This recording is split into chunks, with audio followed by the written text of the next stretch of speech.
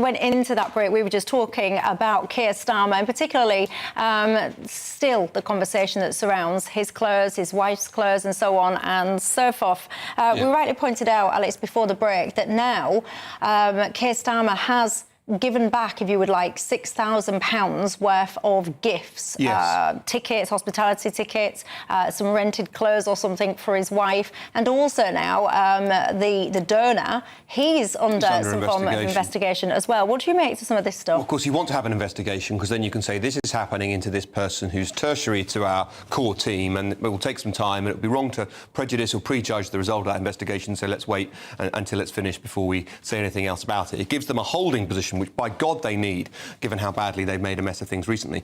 But I must say, even though, you know, from first principles, I think the finality or the grubbiness on show of taking this money and, you know, people paying for your suits and glasses and so forth is ridiculous.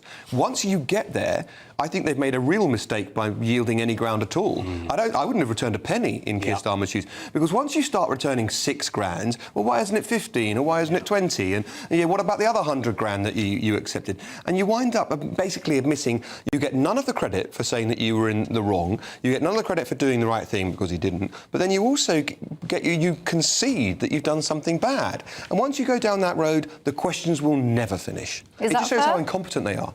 Aaron? I couldn't agree more. And it's really important to say that since 2019, Keir Starmer has accepted more goodies and gifts than any other MP. That's right. So people might be watching this and thinking you're being really harsh, it's politically targeted, he's the PM, he's going to get the most attention. You'd think that's true, but no, he took more goodies than the other 649 MPs. Why? Because this is a bit... It's really weird. Why does a man pay for another man's But this is a bit I don't understand. If you're on the bones of your bottom and you literally can't afford to clothe yourself or your family, and a very rich man comes along and says, you know, let me buy your spectacles and your pants, I mean, your first question would be, the first sane-minded question would be, well, what's in it for you? What do you want? But this is not a man on the bones of his bottom. I suppose what he thinks is, why not? I can take it. It's, you know, I'm in office. It's one of the benefits of doing it. Why shouldn't I? But I tell you how badly they've got this wrong. Whatever you think of the issue itself, park that for a moment. For a week, more than a week, the story was Keir Starmer accepts 16 grand's worth of clothing, and the team around him knew there was another 16 grand that sat as the donation for the office, which was in fact also clothing. So the real figure was double. And if you were competent to any degree, you would get out in front of the story and say, well, just to be clear, it's the real figure is 32,000. They waited for a week for the other shoe, no pun intended, a lot of shoes, the other shoes to drop, and it was £32,000. That's just basic incompetence.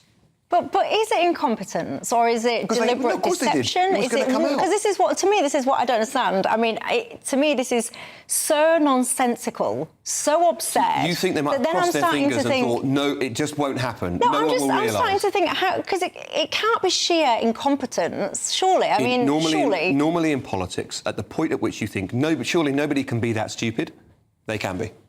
And that's not a party political point either, by the way. The Labour Party has no monopoly on this. I'm just saying, when you think to yourself, surely there's got to be a more complex explanation. There isn't. But then everyone has come out. Keir Starmer's top team have come out and all kind of, they've batted for him, they've defended this, they know nothing to see here, and so on and so forth. So I'm quite surprised that some prominent people in that team haven't come out and been a little bit more actually, it's not great. It's not great. I'm astonished by the amount of defending that's been going on. Well, there's a bunker mentality, isn't there? I mean, that's what it seems to indicate for me, is that they're completely detached from wider public sentiment. And also, this is a really important point. I mean, Alex is right that the lack of professionalism in the response really is jaw-dropping. For so long, you could disagree with Starmer, you could disagree with the policies, but his office looked incredibly competent and professional. And it's been the opposite of that since they've taken office for the last 3 months. And that is the $64 million question. For me, it has to boil down to entitlement.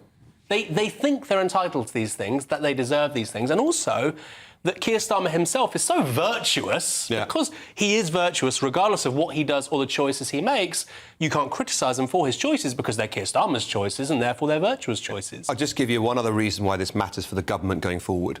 In the worst days of the Johnson and Sunak administrations, you'd have the government under attack for something. It would send out its ministers, they would defend the line, then government would concede what was being said, and you'd hang out your people for no benefit and they felt embarrassed, right? That was in the worst days of 14 years of Tory government.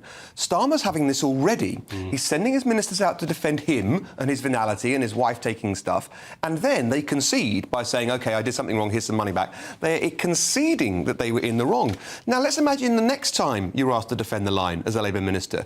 Are you going to want to? Are you going to loan your full-throated support to Keir Starmer, knowing that Downing Street may reverse the position by the afternoon and make your talking points that you didn't want to give in the first place an absurdity? That's one of the reasons it matters so much in government. When you perform this kind of U-turn, which Starmer's done when he given back money, there's no end to the challenge, but also you're undermining all of the people that you made stand up for you. Well, yeah, because often people have said, I know some of you guys at home have got in touch and you've said, Michelle, is all of this stuff going on in the world? Why is the media focusing so much on spectacles, pants, dresses or whatever?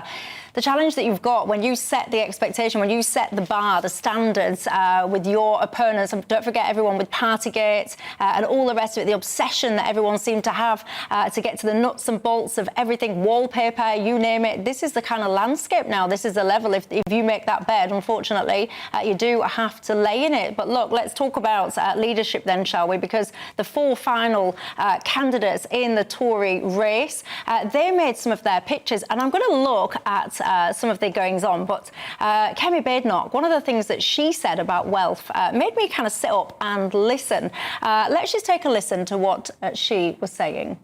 Wealth is not a dirty word. It supports jobs and families. It pays for our schools and our health service. We should defend it and encourage it.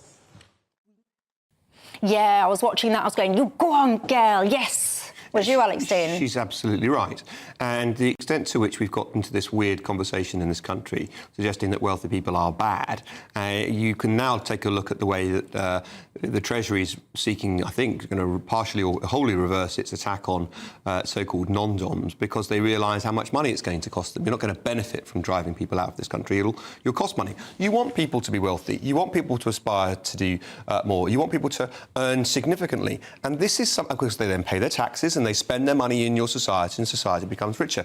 This is something Peter Mandelson used to understand. When he was in government, he would say he couldn't care less about people becoming filthy rich as long as they paid their tax. Well, as long as and you'd hope this Labour Party thinks it's going to make sure that people pay their fair share of tax, it should never resent the wealthy. Instead, they go around, unless the wealthy are donating dresses and spectacles and suits to them, the Labour Party go around all the time suggesting that the wealthy are bad.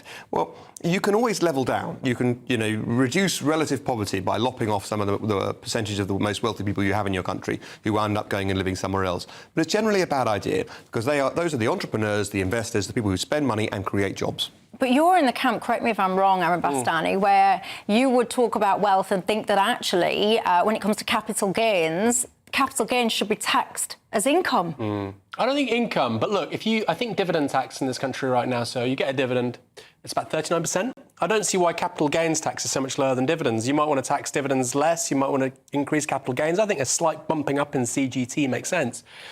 But I'm going to return to somebody that maybe some of your audience hasn't heard of before. Deng Xiaoping, who was a member of the Chinese Politburo. He said, poverty is not socialism, getting rich is glorious.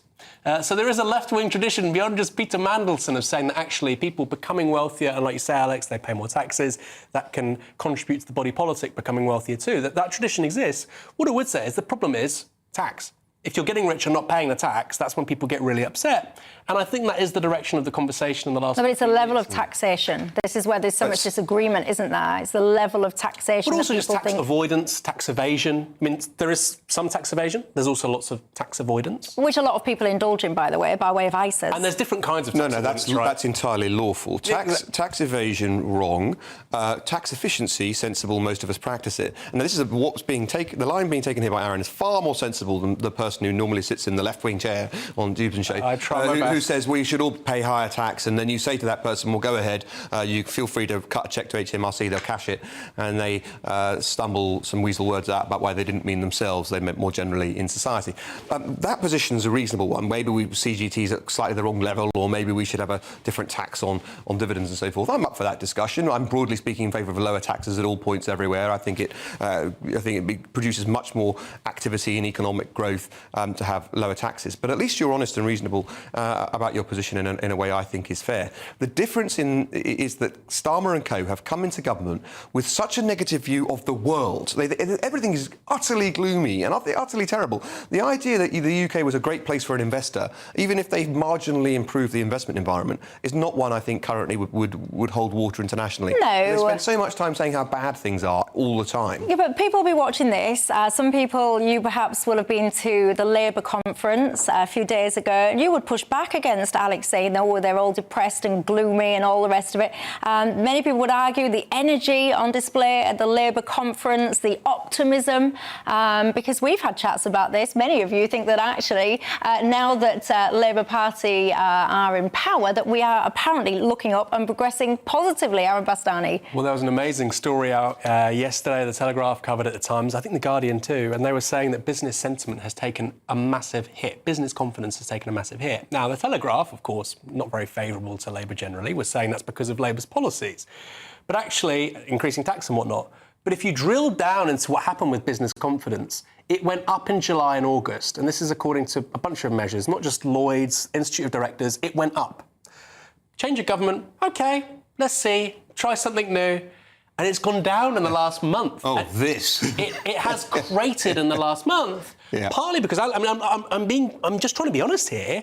You can't have the Prime Minister saying, we have all these problems, everything's awful, everything's garbage, and by the way, we're not going to change it very much, and all I'm offering in the short to medium term is more misery. Why would you invest in that country? Why would you? There you go. Why, indeed, and I can tell you what, you're an unforgiving bunch. I'm looking at your social media now about this £6,000. Kathy says, Michelle Mudd sticks. The £6,000 basically is irrelevant. Elizabeth says, all too little, too late when it comes to returning things. The damage has been done. Do you have a bit more of a sympathetic view towards Keir Starmer or open ears? If you have, get in touch and tell me. But look, I will look a little bit more at the Tory leader speeches and what they're promising after